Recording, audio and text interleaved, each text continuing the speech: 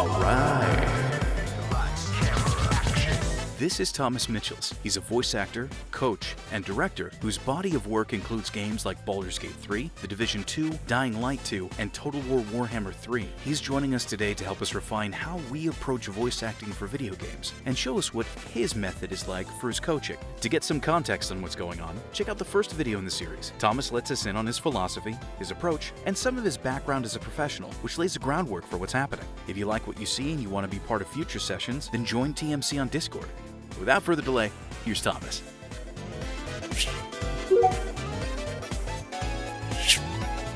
Lovely. Here we go. Caitlyn. Come on up, Caitlyn. Hello, Caitlyn. Hello. Nice to see you. How are you? I'm good. How are you? Good. Yes, I'm all right. Not too bad, thank you. So, what monologues have you brought to the table for us today? The three that I've chosen are 1, 3, or 14. Right. Okay. Seeing as you've already picked one that's already been done, I get to choose, Caitlyn. All right. By all means. Because I like power. So, right. Let's do monologue 3. Does that sound good to you? Number Cool. 3, my lord. Number 3, it Number is. 3. Okay, so number 3. Hey, real quick. Thomas has requested that the scripts he provided be used solely in this presentation.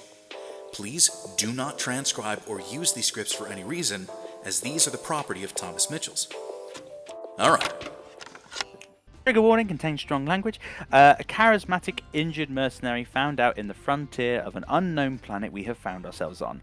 Merc offers a potential side quest where we can fetch them a healing kit, giving the player the choice to help or refuse. So this is a monologue that has a bit of an example of slight functional dialogue where a player in this instance is introduced to a character and then the player has an option of choosing a accept of the invitation or a decline of the invitation, and therefore Jericho in this story has an option of responding depending on what the player chooses. What I'll do, Caitlyn, is that when we get to it, when we get to those extra lines in that monologue, I'll give you the stage direction, if you like, of the player accepts, revert back, and then we'll go, the player declines. Sure. So that you've at least got that little bit of a breakup, which would naturally happen in a recording session. Right, so have fun, enjoy it. Here you go. Caitlyn, everybody, as Jericho. Oh, son of a bitch. Man, that fucking sucked.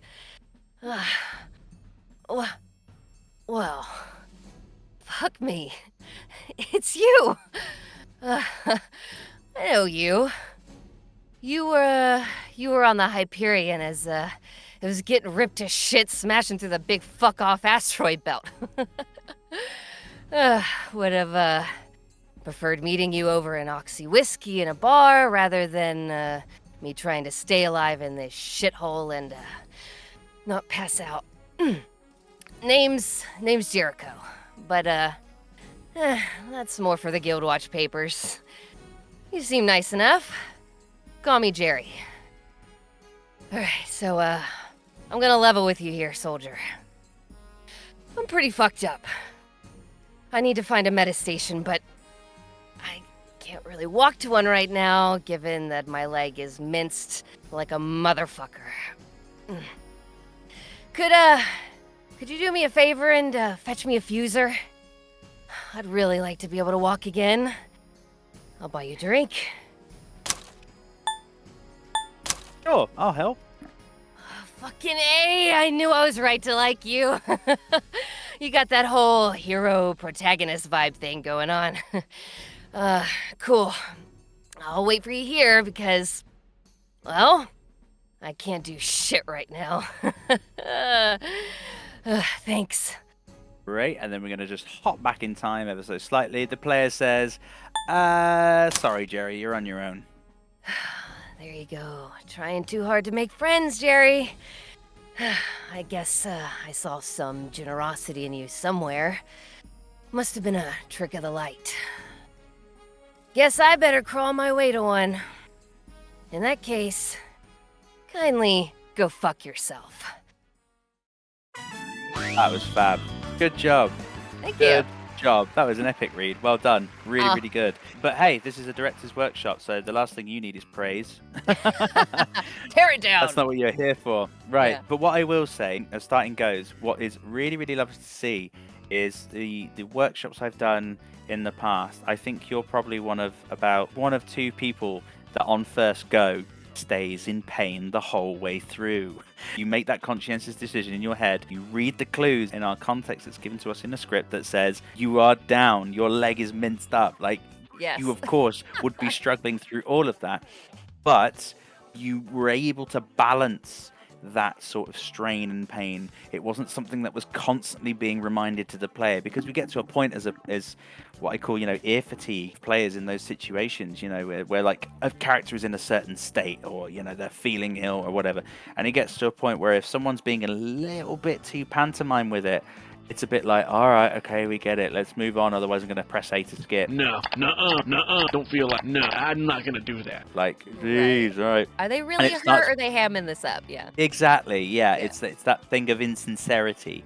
Whereas the thing you need with, a character like Jerry, where it's like this charismatic person, is that they would shake it off. They would be a little bit more like, yeah, that's my problem, but yeah, if you could do me a favor and just sort me out, that would be awesome. It's sort of like that sort of person that would smile with a tooth missing, like, yeah, I'm good. Yeah. So that was a really, really cool thing you did there, which was keeping that through. And just the overall characterization, you took that charisma and slightly laid back feel really, really nicely, and it was a very, very nice warming feel. But what I'd like to see a bit more from you is, I'd like you to imagine that we have this charismatic mercenary, but let's give them a bit of a subtext here. Let's make them feel that when you get this medikit, let's make this a moment where you've already made the plan in your head that this player is a mark, and you have been hired as a mercenary to find this player and kill them. Okay. And it Well, just honey so trap. happens that the stars have aligned, and you find yourself in that moment, injured on the floor, and it's just, you could not be the luckiest. But your leg is completely torn up, you haven't got a weapon on you, you need to get back into fit fighting shape and mosey on up to this mark so that you can end them. So Okay. give me that angle. Play that charismatic kind of person where there's something untoward bubbling under the surface. I want to see what you do with that. Okay. All right.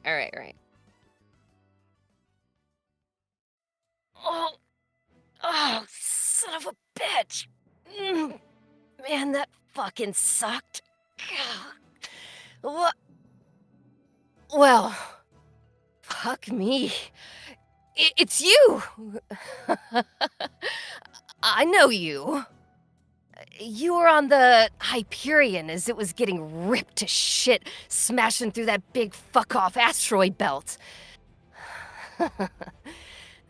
Would have preferred meeting you over an oxy whiskey in a bar rather than me trying to stay alive in this shithole and not pass out. Name's Jericho. But, that's more for the Guildwatch papers. You, seem nice enough. Call me Jerry. I'm gonna level with you here, soldier. I'm pretty fucked up. I need to find a medistation. But I can't really walk to one right now, given that my leg is minced like a motherfucker. Could you do me a favor and fetch me a fuser? I'd really like to be able to walk again. I'll buy you a drink. Yeah, sure. Fucking A. I knew I was right to like you. You got that whole hero protagonist vibe thing going on. Cool. I'll wait for you here because, well, I can't do shit right now. And then hopping back in time, the player says, sorry, Jerry, I've got other things to do. There you go. Trying too hard to make friends, Jerry. I guess I saw some generosity in you somewhere. Must have been a trick of the light. Guess I better crawl my way to one. In that case, kindly go fuck yourself. And fuck herself, I shall. Thank you very much, Caitlyn. Thank you. Very, very cool. Lovely dark angle. It was lovely playing a bit more of a dark edge to this protagonist. You know, it's like, it's all fun and games, like being this like charismatic, like DreamWorks character smirking kind of person. But just to give it a bit more edge in there, works very well. Edgy Caitlyn, you can put that on your website. Oh, okay. That was really cool. Thanks. Something to sort of like take away from this is that when you're putting yourself into those states and putting yourselves into those moments of being casual and offering that naturalistic dialogue, pick your moments with when you start adding in little and ums that fall into a session. Because when you start doing them too much, it feels a little bit more forced. Okay. Being strategic in those moments where you're trying to shrug off this tension, you're trying to shrug off this being aloof and nonchalant about how you're feeling, trying to be the cool guy. If you do it a bit too much, it lacks that sincerity a little bit. It shows that you probably are a little bit less confident as the character. I mean, I don't mean you as Sure. a No, person. of course. Yeah. So those little, those kind of moments, you know, you start turning into Ross Geller. And because you know, he likes to, you know, do this all the time. Oh, you're one to talk. Those little like words, those little and ums, they just show the lack of confidence. But if you just pick a couple of them, that's what shows a bit of nonchalance and aloofness. But if you do too many, that's when they start becoming a little bit more nervy and a little bit more timid. Okay. But having said that, that was fantastic, and you should be very proud of yourself. Well, thank Another round of you. applause to Caitlyn, everybody. Good job. Thank you very much. Of course, thank Edgy you for your Caitlyn, time. everybody. Thank Sweet. you. Thank you. Well, so let's move on to our next one. Let me share my screen again. Here we go. Oh, Roddy. Aha. Yes. Okay. No worries.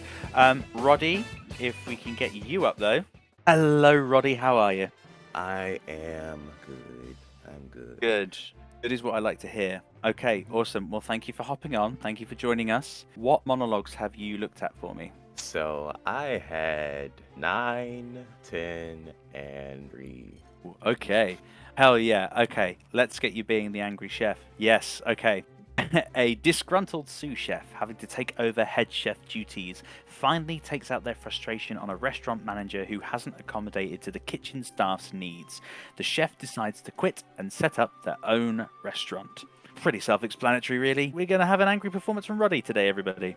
All right. When you are ready, sir. You know what? I am sick to the teeth of your fuck-ups being blamed on us. Look how hard everyone is working here. Look how hard everyone is working to earn you money. But you just haven't got a fucking clue. We're running off our asses because you are overbooked. You're so fucking stupid that you don't even know that you've done it, do you? Do you realize that we're overbooked? No. No. Okay. And on top of that, everybody, she asked us to go off menu to cook fucking steak for some bullshit influencer. And you've never even put the allergies on the system. So I'm having to refer to your scrawny handwritten fucking note all night. Do you know how much pressure we're under? You know, maybe. Okay, maybe if you spent half as much time learning how to run a restaurant instead of whoring your ass off on social media like a budget fucking Kardashian, now we won't be so much in the shit that we are now.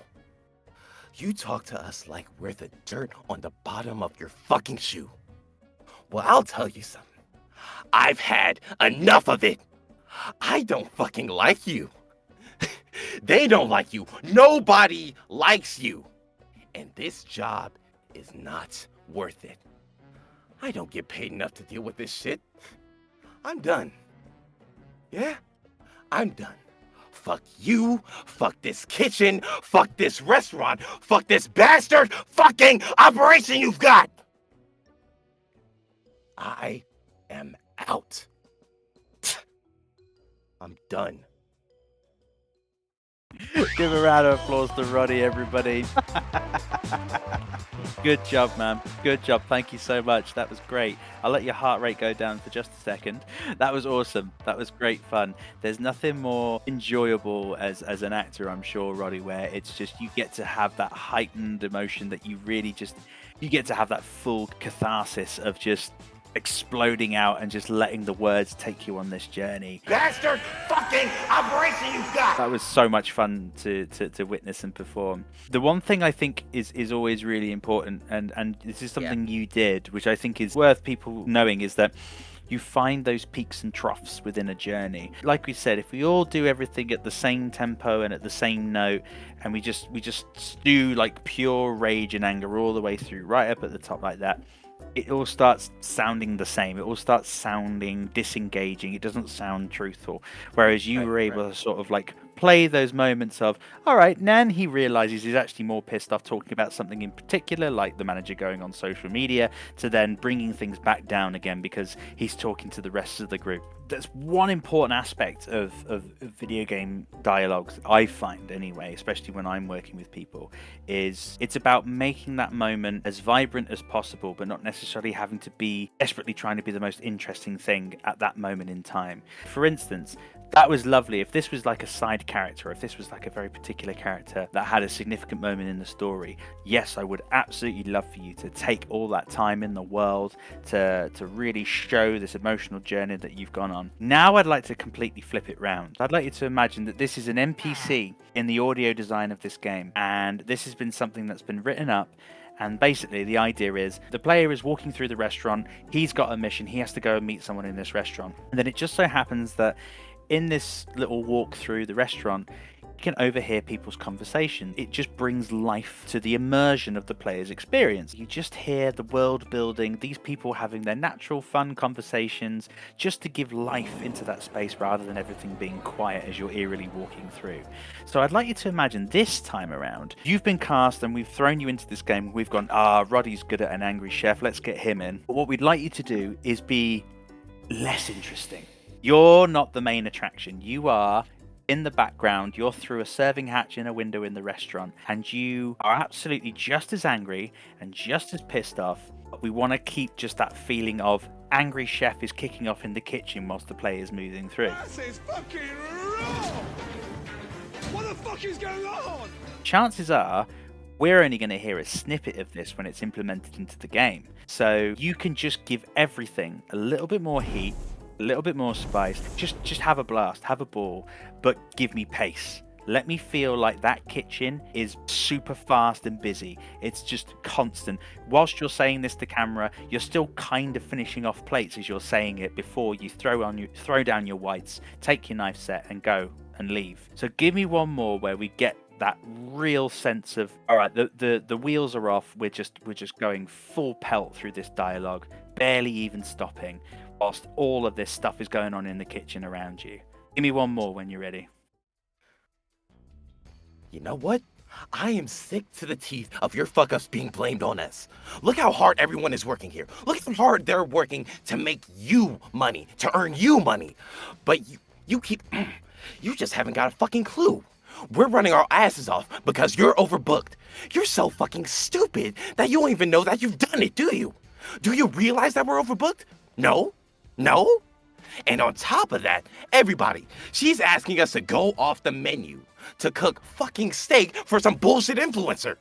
And you've never put the allergies on the system. So I'm having to refer to your scrawny handwritten fucking notes all night. Do you know how much pressure we're under? You know, maybe. Okay. Maybe if you spent half as much time learning how to run a restaurant instead of pouring your ass out on social media like a budget fucking Kardashian, now we wouldn't be in so much of this shit that we are now. You talk to us like we're on the were dirt on the bottom of your fucking shoe. Well, I'll tell you something. I've had enough of it. I don't fucking like you. They don't like you. Nobody likes you. And this job is not worth it. I don't get paid enough to deal with this shit. I'm gone. Yeah, I'm gone. Fuck you, fuck this kitchen, fuck this restaurant, and fuck this bastard fucking operation you've got. I'm out. I am done. You tell him, Roddy. You tell him. That was great fun. Well done. That was awesome. Awesome. This is one of those sort of situations where, as much as I say, like, long form monologues, take your time, you know, get through these things. But sometimes a piece of material is written for the sole purpose of just building up a part of the world, that soundscape of everything that's going on around us as the player, which adds to the immersion aspect, the immersive aspect of performance. So that's like a good contrast I hope you felt between your center stage, and it's all about this character, the chef, and then another scenario where it's an NPC that's been given to you last minute in a session because we've gone, yeah, Roddy, we've got 10 minutes left. Would you mind just bashing out these lines for us just for this one background character that we've got in a settlement area? Would you mind doing that? And you could be like, yeah, sure, I'll drink some water and get extra spit ready. But that was awesome. That was really, really good. I really enjoyed it. In case you're wanting to experience the tension for yourselves, the majority of this script was taken from a film called Boiling Point, starring Stephen Graham, and this is actually a cracking example of understanding everyone's perspectives within an environment. And when you watch it, you understand that thing of immersion, you understand that thing of being an observer in a world, and Boiling Point is a great example of that. So definitely worth a watch for everybody. Roddy, you're a legend. Thank you so much for that fantastic performance. Another round of applause for Roddy, everybody. No problem, no problem. Good job, man. Good job. Right. Thanks for watching. Join TMC on Discord for acting workouts every Monday and every other Saturday.